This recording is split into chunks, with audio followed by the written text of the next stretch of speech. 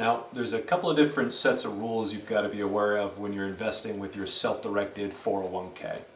They fall under an umbrella term called Prohibited Transactions. If you want to sell your house very fast for cash, then HouseCashin gets the cash flowing.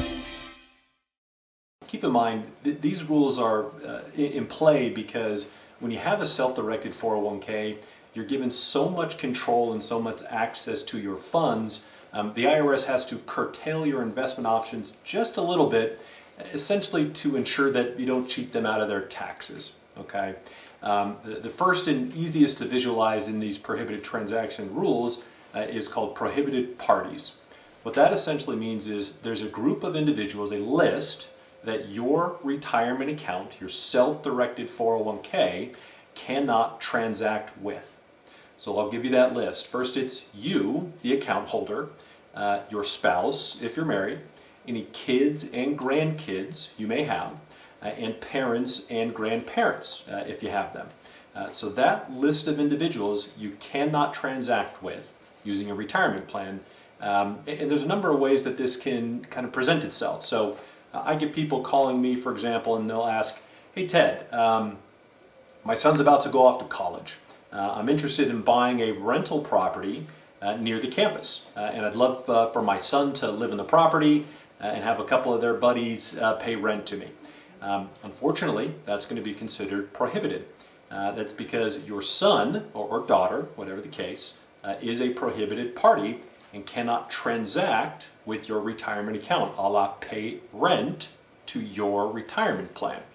The next question I typically get is, well, what if my son doesn't pay rent and there's no transaction there? Does that circumvent that rule? Unfortunately, no. What that does is it actually presents the next rule, which is considered or called Improper Benefit. And essentially what that means is you and your retirement account cannot improperly benefit by virtue of the other. And I'll give you a different example, or to build on the previous example. If your son, in that example of going to college, did not pay rent to your retirement plan, you as an individual would be benefiting by virtue of perhaps not having to cover that expense for your child. So that $1,000 a month that you might have had to endure, you're not having to. You are then improperly benefiting by virtue of a retirement plan investment. Okay. Another example is, "Hey Ted, my son's a contractor. Can I hire my son to come and do the work on a property to get it ready to go so I can sell it?"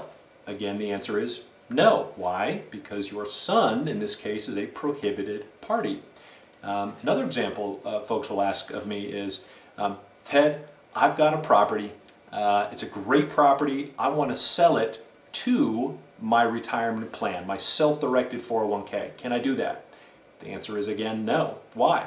You as an individual are a prohibited party to your retirement plan. Now, there's a couple other ways that these rules present themselves. In general, if you're comfortable with the idea of prohibited parties and improper benefit, you're going to do just fine investing your retirement plan into real estate. If you want to sell your house very fast for cash, then HouseCashin gets the cash flowing.